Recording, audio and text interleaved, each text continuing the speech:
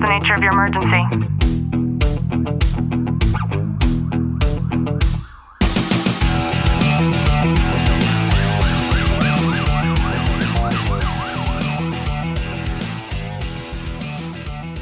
Welcome back to the Tactical Living Podcast. I'm your host, Ashley Walton, joined by Sergeant Walton. Clint, how are you? I'm excellent. We know a lot of people, first responders in particular, and even people that work in the medical field that have what they call dark humor. It's so funny. I was talking to some of my guys recently about this, and you know, we're on a dead body call, and we can sit there and make jokes, and we're not making jokes about, the person that, is necessarily deceased, and we're very respectful when it comes to that, but we start joking about, oh yeah, I'm so hungry right now, and you just have this kind of sense of humor to where you joke amongst yourselves, and it's kind of a coping mechanism for the worst of the worst that you see on a regular basis. Yeah, and on a surface level, I get it, right? And on a surface level, everybody will say it's okay. This is what all first responders do. And I think that there are two types of people who understand that that's actually very surface level in the sense that there's so much more going on. Number one, it's going to be the person who has done a lot of self-work or who's in the process of just improving themselves. Or number two, it's going to get to the point to where somebody is too emotionally down into that spiral that they come to this point to where the jokes just stop feeling funny. Yeah, and I think it's, of course it's recognizing that, but it's when you take that dark sense of humor and you hold on to it, and that's all what you kind of use when you're at home, when you're out in the field, and you're always using that dark sense of humor and not being able to find this like switch to be able to flip to where when you're out in your normal day-to-day life, that you can turn it off to where you recognize, well, this isn't acceptable in public. We have to have a balance with that. Yeah, and there are actually signs, ways that you can know. Am I hiding something? Am I using this as a Band-Aid? Or is this, just kind of a light banter with the guys or the gals, as you say? And one thing is that you could joke more when you're feeling numb or feeling angry, or when you just dealt with a call that you felt super personal about. And an example of this might be that you have a really rough call and then you get louder or you get funnier instead of getting quieter. Yeah, and it's being able to really recognize that for yourself, because in watching out for those signs, because there's going to be, you could go to the same type of call, say it's a homicide, say it's a child abuse, whatever it may be, and it might not trigger you 9 times out of the 10, but it's when it triggers you that one time, it's being able to recognize it and say, okay, there's something else going on here. I need to look into that a little bit more. And if you're listening to this and somebody's coming to mind, or maybe it's you yourself who has an element of dark humor, I think that this is one of the easiest filters to be able to see if that individual might have something more going on. And that doesn't necessarily mean call them out. However, this could be indicative of them needing additional support from you. And that is that if you have somebody and they can't talk about their job without making a punchline out of it, that's one of the tall tale signs. And it could be that you brush off super serious questions with sarcasm. And when you do that, it prevents deeper reflection and healing. But to me, I see this one all the time, and that's why I'm calling it out, because it is one of the sure tell signs of something more going on with that person. Yeah, and I think, and also when you have those individuals, being able to read the body language, being able to really analyze the totality of the circumstances, I think when someone is consistently making those punchlines and you're seeing this effect, and you're like, wait, your body language isn't necessarily matching up with us just standing here joking around. I think it's something to just be aware of and see how you can support them in any way. Another thing that you might notice is when they or you become super disconnected when all of that laughter stops. So in silence, or when you're alone, you might feel really anxious or really heavy. And then you might notice that humor has actually become a distraction and not a release.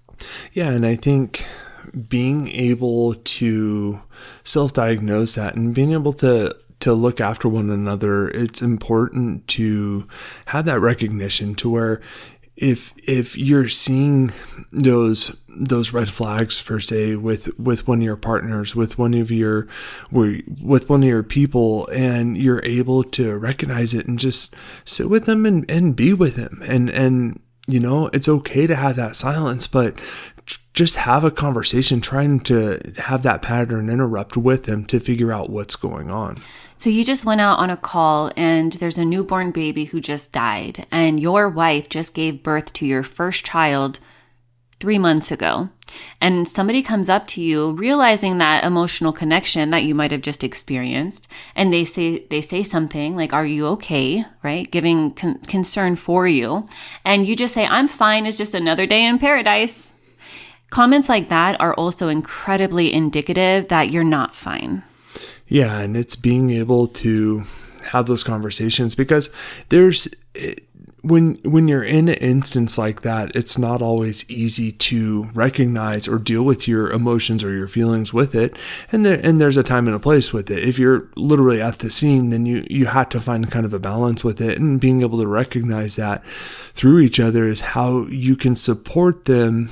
And not necessarily call them out saying, "Hey, something's not right. You need to go get your shit handled." It's more so of, "Hey, so what's been going on?" And it's breaking that cycle for them mentally, and to see how they truly are. I like that you use the word supportive, because there are ways that we can keep humor helpful, right? This isn't a conversation about not laughing or not joking. And, there are other ways that we can cross-examine things to see whether or not this type of humor is actually harmful. And I think that when you hear or say a joke, the first thing we can do is we can ask ourselves, what is the motive behind this? Is there that person or myself trying to connect or trying to avoid? Yeah, and it's being able to, your partners better than most, and how you are as well, being able to recognize, there's something not necessarily right, whether it's you need to go out and talk to someone, or you just need to have that conversation just to get your brain off of thinking about that traumatic incident or that incident that's really affecting you emotionally. Yeah, and Clint, you mentioned that you recently had a conversation pertaining to a dead body call, and now we're really hungry. And I think a lot of people, especially when you get caught up in the minutia of this is just kind of the banter and we're used to this kind of joke and so forth, it's okay to give yourself permission to be serious and to realize that not every moment needs to be lightened. Yeah, and it's being able to recognize that and show, because I've gone out on calls where I have different officers that are each responding to whatever to that call in a different way emotionally. And I'm not saying one's going off crying, one's going off laughing, I'm saying just you can tell in their mannerisms and their responses to different jokes or conversations, to where something's kind of hitting home on this, and it's being able to just be there to support them and talk with them and get them out of that mindset. I'll give you a great example of this. And my perspective about death and dead bodies changed when I sat there and watched my mom die. And so prior to and after that now, going out on a dead body call might not have seemed like nothing, right? Like nothing, no big deal. However, if I had just experienced that and I still had that wound open from that experience, then I think that it's important for not only myself, but the other people around me to be able to balance that kind of banter with real talk. And then for me to know that there would have been a safe space created for vulnerability in or after that moment. Yeah, it's having that balance of, here's your professional aspect of it, and it's being able to be there for each other and being able to support one another, because you don't know if or when something is going to trigger you or, disturb you in a good way or a bad way. And it's being able to recognize that and have that time. Hey, I just need to go take 10 minutes, get my mind clear. And it's having that conversation. Well, you want me to go with you? How can I support you? Yeah, and I have another way that you can actually put somebody in your back pocket, even by opening up very briefly, and you can let others know that you're struggling without going into detail or without looking quote unquote broken, which is something I know that everybody doesn't want to look like, especially as a first responder. But something that you might want to use in the future is, I'm off today, but I'm working through it.